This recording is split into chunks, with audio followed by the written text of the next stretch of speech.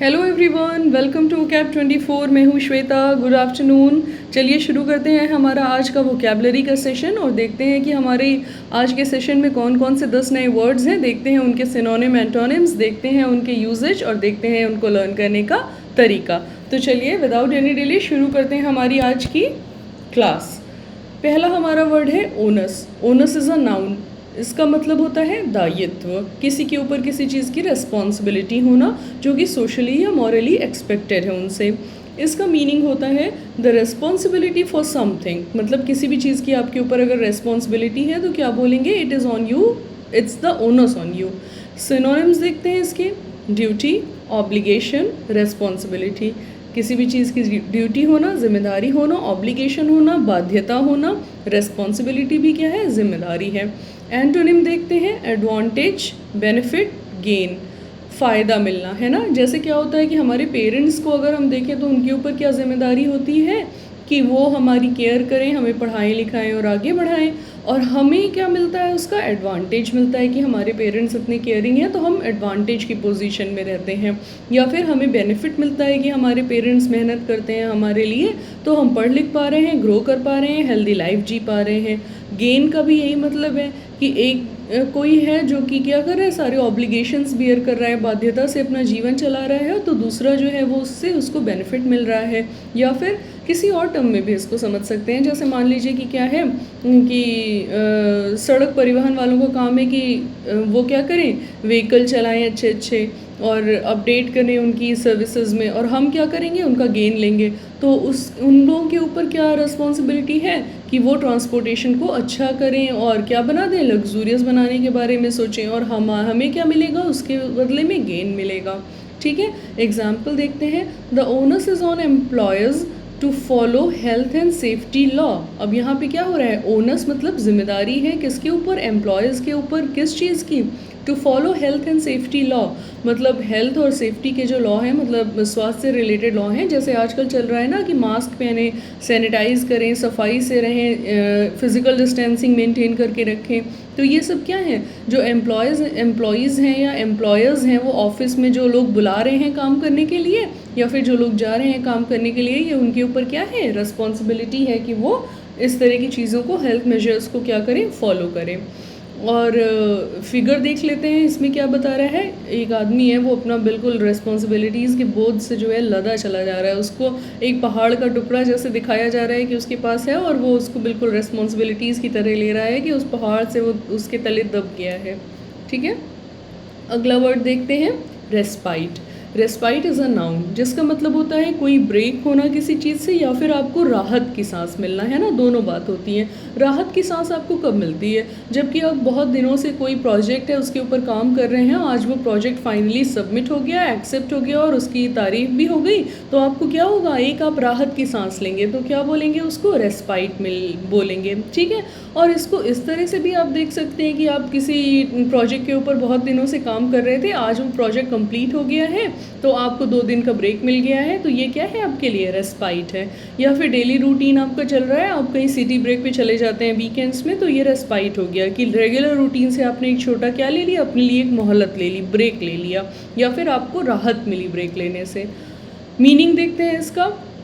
A short period of rest और relief from something difficult और unpleasant, है ना। एक छोटा सा समय, एक गैप जो कि रूटीन से या किसी मुश्किल चीज़ से या किसी भी अनप्लेजेंट मतलब अनसुखद, जो कि सुख ना देने वाली चीज़ हो, उससे क्या मिला आपको, आराम मिल गया, रेस्पाइट मिल गया। सिनोनिम्स देख लेते हैं। ब्रीदिंग स्पेस, है ना, कि थोड़ा सा आपको भाई सांस लेने की जगह मिल रही है, बिल्कुल आपके ऊपर फोर्स नहीं बना हुआ है किसी चीज़ का। रेसेस का भी यही मतलब होता है। जब हमारे स्कूल में रेसेस होता था ना, ब्रेक होता था, जिसमें हम लोग क्या करते थे, अपना लंच बॉक्स जो है ओपन करते थे और टिफ़िन खाते थे अपना, तो वो क्या होता था, रेसेस होता था। जो रूटीन था, पूरा लंबा टाइम था स्कूल का, उसमें हमें बीच में क्या मिलती थी, राहत की सांस मिलती थी, एक मोहलत मिलती थी कि आप रिलैक्स हो जाइए। हीटस का भी यही मतलब होता है, हाइटस भी बोल सकते हैं इसको। इसका भी यही मतलब होता है कि आपको क्या मिल रहा है, थोड़ा सा, हाँ, ऐसे करके आराम, बिल्कुल शांत हो जाइए अब आप। डिसकंटिन्यूएशन का भी यही मतलब है कि सारी चीज़ें जो कंटिन्यूएशन में इतने टाइम से चल रही हैं उसको थोड़ा सा ब्रेक किया जाए और आराम किया जाए। एंटोनिम्स देख लेते हैं। कंटिन्यूएशन, कोई भी चीज़ आपको ब्रेक नहीं करनी है, लगातार चलते रहना है उसके साथ। कमेंसमेंट देख लेते हैं। कोई भी कमेंसमेंट का मतलब होता है किसी चीज़ का होना, टू हैपन, ठीक है। मतलब आई एम सो सॉरी, तुम अगली स्लाइड पे आ गए। कमेंसमेंट का मतलब होता है किसी भी चीज़ का होना। तो होने की वजह से क्या है कि कोई चीज़ लगातार आपके साथ क्या हो रही है, हैपन हो रही है, होना होता है इसका मतलब, है ना। तो ये है, ऑपोजिट हो जाता है रेस्पाइट का। एग्जाम्पल हम इसका देख लेते हैं। There was no respite from the suffocating heat, मतलब कि इतनी गर्मी से हमें कोई राहत नहीं मिल पाई, उससे हमको कोई ब्रेक नहीं मिल पाया। जैसे मान लीजिए गर्मी कितनी हो रही है, बारिश नहीं हो पा रही है, तो हम क्या बोलेंगे कि हमें गर्मी से कोई राहत नहीं मिल रही है। लेकिन अगर ऐसा हो जाए कि बारिश हो जाए तो क्या बोलेंगे, there was a respite from the regular heat, from the heavy heat, from the suffocating heat, है ना। बारिश होती है तो सब लोग बोलते नहीं है कि बारिश होगी, चलो राहत मिली थोड़ी, तो वैसा ही होता है। अब यहाँ पे एक फ़ोटो दिखाई जा रही है जहाँ पे एक टूरिस्ट दिखाई जा रही हैं, जो कि कहाँ बैठी हैं, समुद्र के किनारे बैठी हैं और रिलैक्स कर रही हैं। बैग दिखाने का क्या मतलब है, टाइम आउट लिखा हुआ है जिसमें कि let's go for a break. Unabated, unabated एक एडजेक्टिव है, बिना कमी के, मतलब कोई भी गुंजाइश नहीं रह जाए और बिल्कुल आप अपना काम परफेक्टली करें तो उसको क्या बोलेंगे, अनअबेटेड। मीनिंग देखते हैं इसका, without any reduction in intensity और स्ट्रेंथ, है ना। बिना किसी कमी के या उसके मेहनत के आप अपना काम लगातार करते जाएं, अपनी रिस्पॉन्सिबिलिटीज़ निभाते जाएं। सिनोनिम्स देख लेते हैं, परसिस्टेंट, अनरिलेंटिंग, सीजलेस, इंसिसेंट, है ना। परसिस्टेंट मतलब लगातार, परसिस्ट करती है जो चीज़, हमेशा से आप उसको करते जा रहे हैं, लगातार करते जा रहे हैं। अनरिलेंटिंग, अब रिलेंट जो है वो उधर हम क्या देखते हैं, रेस्पाइट का एक क्या हो सकता है, सिनोनिम हो सकता है, और अनरिलेंटिंग क्या हो सकता है, उसका ऑपोजिट हो सकता है ना। जैसे कि आपने क्या किया, थोड़ा सा ब्रेक लिया लेकिन नहीं लिया तो रिलेंट हो गया, मतलब आप लगातार अपना काम करते गए। सीजलेस का भी यही मतलब होता है। सीज का क्या मतलब होता है, किसी चीज़ को ब्रेक करना, रोक देना, और उसमें अगर लेस लगा देते हैं तो क्या हो जाता है, उसका ऑपोजिट बन जाता है, मतलब किसी चीज़ को ना रोकना, उसको लगातार चलाते रहना। इंसेसेंट का क्या मतलब होता है, यही मतलब होता है, जैसे कल भी हम लोगों ने इंसेसेंट पढ़ा था कि किसी भी चीज़ को क्या करना, रोक देना, ब्रेक लगा देना, कंट्रोल करना, हम इंसेसेंट बोलेंगे। एंटोनिम्स देखते हैं। इंटरमिटेंट मतलब बीच में आपको थोड़ा सा ब्रेक मिल जाए, इंटरमिटेंट मतलब बीच में कहीं आपको थोड़ा सा रेस्ट मिल जाए या उस चीज़ को आप ब्रेक कर दें।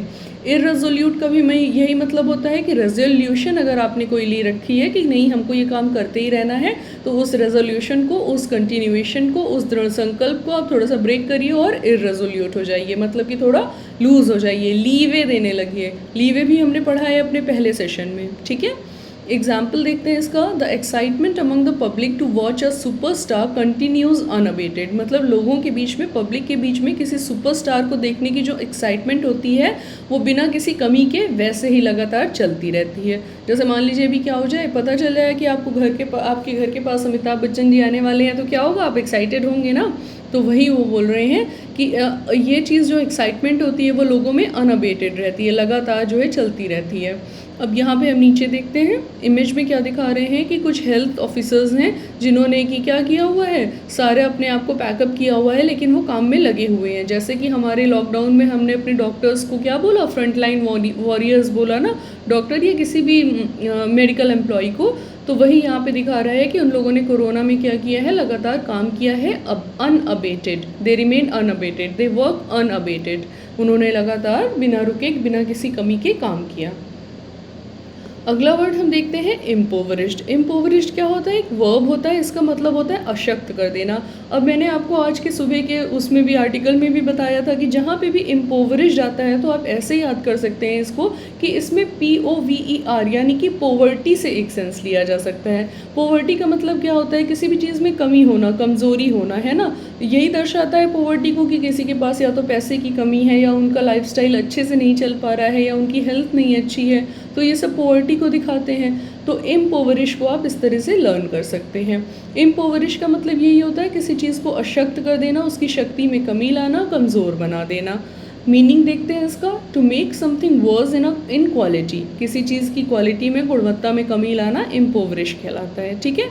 सिनोनिम्स देखते हैं इसका, वीकन, वीकन मतलब कमज़ोर कर देना। सैप, सैप का मतलब होता है किसी चीज़ की जो इंटेंसिटी होती है उसको कम कर देना। जैसे क्या होता है कि अगर पेंटिंग करते हैं तो हमें ग्रीन कलर मान लीजिए करना है, तो ग्रीन कलर हमें बिल्कुल ब्राइट ग्रीन नहीं चाहिए, वो हल्का चाहिए हमें, या फिर ऐसा चाहिए कि जो कि लीव्स की या ग्रास के कलर से मैच हो जाए, तो हम उसको क्या बोलते हैं, सैप ग्रीन बोल देते हैं, कि जिसकी इंटेंसिटी या ब्राइटनेस या उसकी जो वो है तेज़ी है कलर में, वो थोड़ी क्या हो जाती है, सैप हो जाती है। एग्जॉस्ट का भी यही मतलब होता है कि आप थक चुके हैं किसी चीज़ से, बिल्कुल आपने उसकी जो ताकत थी वो निकाल दी है। डिप्लीट का भी यही मतलब होता है किसी चीज़ को अपलिफ्ट ना करना, डिप्लीट कर देना, नीचे ले आना, गिरा देना, कमज़ोर कर देना। एंटोनिम्स देख लेते हैं इसके। स्ट्रेंथन मतलब कि आप वीक नहीं कर रहे हैं किसी चीज़ को, ताकत दे रहे हैं, है ना। जैसे आप अपनी प्रिपरेशन करते जाइए, वो कैप 24 के रोज़ वीडियोस देखते जाइए, तो आप क्या करेंगे, अपनी प्रिपरेशन को स्ट्रेंथन करेंगे, अपने चांसेस ऑफ सक्सेस को क्या करेंगे, स्ट्रेंथन करेंगे, प्रोबेबिलिटी ऑफ सक्सेस को क्या बोलेंगे, स्ट्रेंथन करेंगे। एनरिच का भी यही मतलब होता है, आप हर दिन वीडियो देखिए तो आपकी नॉलेज क्या होगी, एनरिच होगी, बढ़ेगी, ना कि इम्पोवरिश होगी। एग्जाम्पल देख लेते हैं इसका। Intensive cultivation has impoverish the soil. Intensive cultivation मतलब वो जो लगातार हम खेती करते रहते हैं, जैसे आप याद करिए कि मैंने सेकेंड आर्टिकल आई गेस आपको पढ़ाया था एनवायरनमेंट वाला, जिसमें कि क्या बात हुई थी कि एनवायरनमेंट डिस्ट्रक्शन का एक ये भी कारण है कि हम लगातार खेती करते जाते हैं और क्या करते हैं, ब्रेक नहीं लेते हैं। तो इंटेंसिव कल्टीवेशन लगातार बुरी तरह से खेती करते रहना, हैज़ इम्पोवरिश्ड उसने ख़राब किया है, कमज़ोर किया है, उसकी क्वालिटी में रिडक्शन किया है। किसकी क्वालिटी में, सॉइल की क्वालिटी में, उपजाऊ ज़मीन की क्वालिटी में, मिट्टी की क्वालिटी में। ठीक है, हम यहाँ पे ये देखिए एक इमेज दिखाई जा रही है जहाँ पे क्या बना हुआ है, गंदा सा कोई नाले जैसे जगह बनी हुई है, उसके बगल में क्या है, लोग रह रहे हैं। तो ये क्या दिखाया जा रहा है, एक तो ये कि गंदगी जो लोग डाल देते हैं नदी में, वो नदी की क्वालिटी को इम्पोवरिश करती है। उसके बाद दिखाया जा रहा है कि जो ये नदी नाले के किनारे लोग रह रहे हैं, गंदे नदी नालों के किनारे, उसमें वहाँ रहने से क्या है कि उनकी लाइफस्टाइल, क्वालिटी ऑफ लाइफ भी इम्पोवरिश हो रही है और उनकी हेल्थ भी इम्पोवरिश होगी।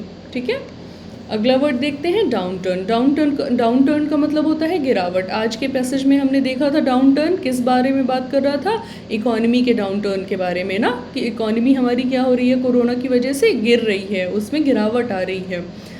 मीनिंग देख लेते हैं, a decline in economic, business और अदर एक्टिविटीज़, किसी भी चीज़ में डिक्लाइन होना।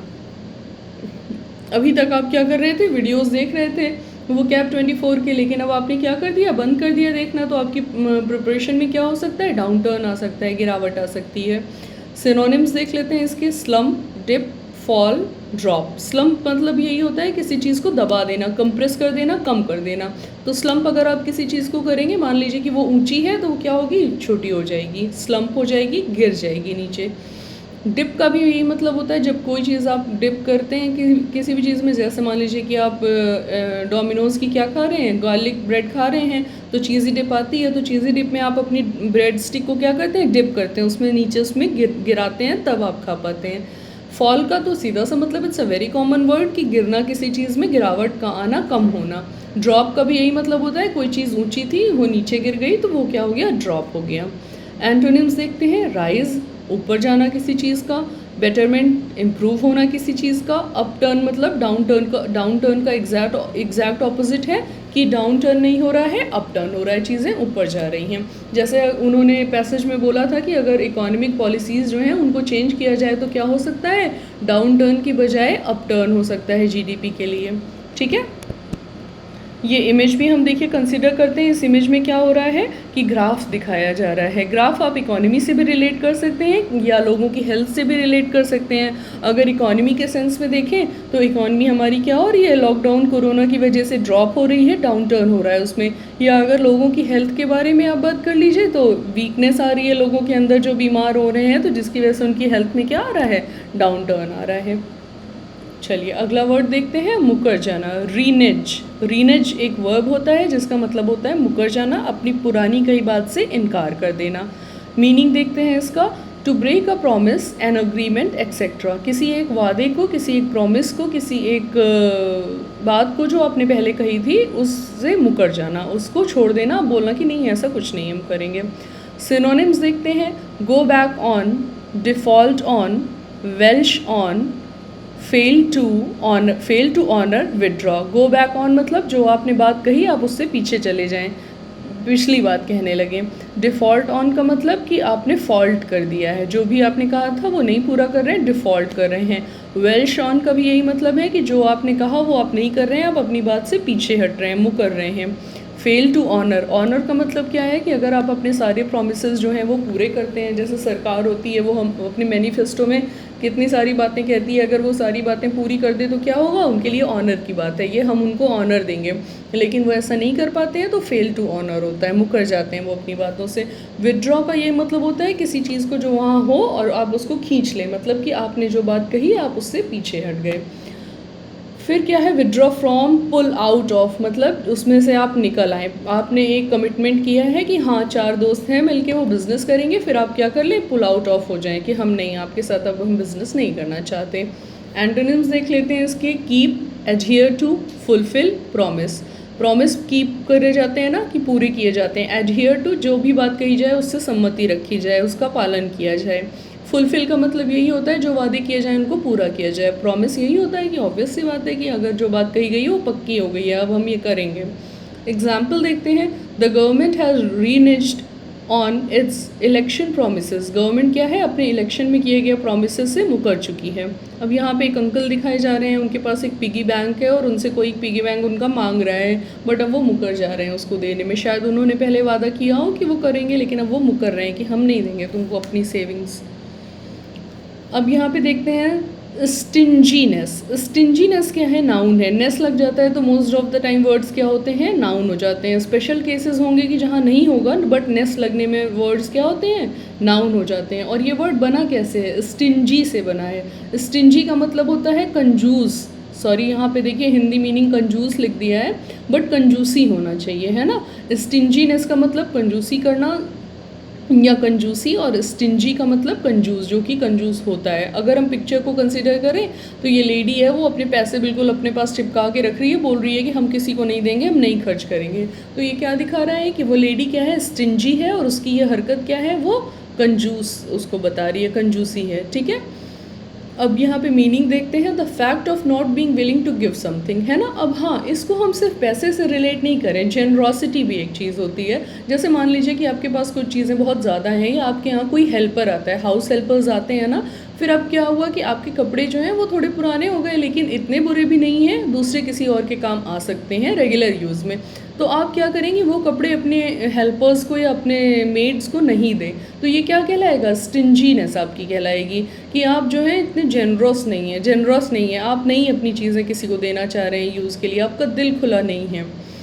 सिनोनिम्स देख लेते हैं,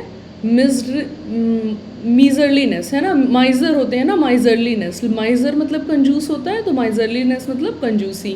मीननेस, जैसे मैंने आपको जेनरॉसिटी बताया, तो जेनरॉसिटी मतलब आपका दिल बहुत खुला है, और मीननेस का मतलब आपका दिल बहुत संकुचित है। फ्रिगैलिटी या फ्रिजैलिटी भी कह सकते हैं, यही मतलब है इसका कि किसी चीज़ को छोटा होना, बिल्कुल आप उससे वो नहीं कर रहे हैं, बहुत ज़्यादा खुले दिल से नहीं उसके साथ बिहेव कर रहे हैं। एंटोनिम्स देख लेते हैं, इट इज़, एंटोनिम्स में तो सॉरी कुछ लिखा नहीं है। एंटोनिम्स यही हो सकता है कि आप दिलेर हैं, जेनरस हैं, है ना, किसी भी चीज़ को लेके लोगों के लिए हेल्पिंग है, खुला दिल है आपका।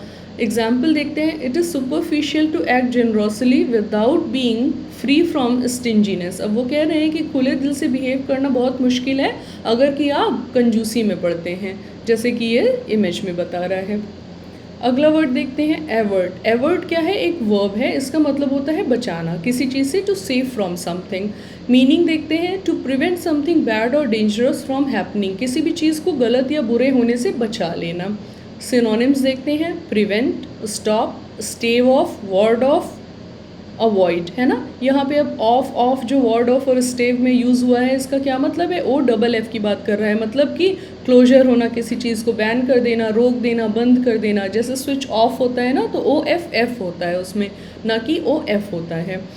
तो ऑफ अगर लगा दिया गया है किसी चीज़ में, तो जाहिर सी बात है कि ब्रेक करने की, बंद करने की बात हो रही है। तो एवर्ट का मतलब भी क्या है, बचाना। सिनोनिम्स देखते हैं, सिनोनिम्स है इसकी, प्रिवेंट मतलब बचा लेना, जैसे कि क्या होता है, prevention is better than cure. उपचार से बेहतर क्या है कि बचाव किया जाए, जैसे कोरोना से बचना, प्रिवेंशन इज़ इम्पॉर्टेंट, बचना है हमें। तो ये सिनोनिम है एवर्ट का, we should avert from corona. Stop की बात भी यही है कि रुक जाएं, हम गलत काम ना करें, वहीं पे ब्रेक करें उस चीज़ को, गलत जो भी हो रही है। स्टेव ऑफ का भी मतलब यही है कि आप उससे बच के रहें, पीछे हट के रहें। वार्ड ऑफ का भी मतलब यही है कि आप उस जगह से क्या रहें, बाहर रहें। सॉरी। अवॉइड का भी मतलब यही है कि आप किसी चीज़ से बचें, उसको हटाएं, उसको अपने ऊपर हावी ना होने दें, गलत चीज़ ना होने दें, रोकें, उससे बचें। एंटोनिम्स देखते हैं। लेट मतलब हो जाने दें, लीव जाने दो, जैसे हो रहा है होने दो, सफ़र मतलब हाँ जो हो जाए, अगर कोरोना किसी को हो जाता है उसकी लापरवाहियों की वजह से तो वो क्या करेगा, सफ़र करेगा, अपने आप को अवॉइड नहीं कर पाएगा। एग्जाम्पल देखते हैं। He manage to avoid to closure of the factory, उसने क्या किया, अपनी फैक्ट्री को बंद होने से बचा लिया। यहाँ पे एक आदमी दिखाया जा रहा है इमेज में, जो कि क्या कह रहा है, धूप से अपने चेहरे को बचा रहा है कि वो कहीं टैन ना हो जाए। अब आती है बात ड्रैकोनियन की। ड्रैकोनियन एक एडजेक्टिव होता है, IAN अगर लग जाता है तो एडजेक्टिव बन जाता है, जिसका मतलब होता है बहुत टफ होना, कठोर होना, स्ट्रांग होना। मीनिंग देख लेते हैं। इसका मीनिंग होता है एक्सट्रीमली क्रूअल एंड सीवियर, मतलब बहुत ही कठिन होना और बहुत ही ख़तरनाक भी होना। सिनोनिम्स देखते हैं। हार्श, क्रूअल, ड्रास्टिक, स्ट्रिंजेंट और ऑप्रेसिव। हार्श मतलब रफ, बहुत कठोर। क्रूअल मतलब ख़तरनाक तरीके से बिल्कुल काम होना है कोई। ड्रास्टिक का भी मतलब यही है कि बिल्कुल किसी भी चीज़ का इन्फ्लुएंस इतना हाई है, इंटेंसिटी इतनी हाई है कि वो ड्रास्टिक है, बहुत तेज़ है। स्ट्रिंजेंट का भी यही मतलब होता है किसी चीज़ का बहुत तेज़ होना, तेज़ प्रभाव होना। स्ट्रिंजेंट इफेक्ट्स होते हैं ना, जैसे कि क्या है कि ह्यूमन कांटेक्ट इस समय क्या है, स्ट्रिंजेंट इफेक्टिव है, किस लिए, कोरोना हैपन होने के लिए, इन्फेक्ट होने के लिए कोरोना से। तो स्ट्रिंजेंट का मतलब इस समय बुरा, किसी चीज़ के ऊपर बहुत ज़्यादा प्रभावशाली होना। ऑप्रेसिव का भी यही मतलब होता है किसी चीज़ पर हावी हो जाना, बिल्कुल तेज़ी से उसको दबाव डालना। एंटोनिम्स देख लेते हैं इसके। माइल्ड मतलब कि कोमलता से कोई काम किया जाए, इजी आसानी से कोई काम किया जाए, काम शांतिपूर्वक कोई काम किया जाए, फ्लेक्सिबल मतलब आप रिजिड नहीं हैं, धीरे धीरे जितना हो सके कर लीजिए, जो हो जाए ठीक है। एग्जाम्पल देखते हैं। There have been calls for draconian measure against drug related crime. There have been calls, लगातार इस बारे में आवाज़ उठती रही है कि हमें ड्रैकोनियन मेजर्स लेने चाहिए, बहुत कठोर कदम उठाए जाने चाहिए ड्रग रिलेटेड क्राइम के ऊपर। यानी कि जो ड्रग्स होती हैं, ओवरडोजिंग होती है, डोपिंग वगैरह होती है, इससे जो क्राइम जुड़े हुए हैं इनके लिए हमें बहुत कठोर कदम उठाए जाने चाहिए। इमेज देख लेते हैं। एक आदमी है जो कि आर्मी ऑफिसर दिखाया जा रहा है, वो कुछ लोगों को ट्रेन कर रहा है, तो जो कि ये मैसेज दे रहा है कि आर्मी ऑफिसर्स की ट्रेनिंग क्या होती है, बहुत ड्रैकोनियन होती है, कठोर होती है।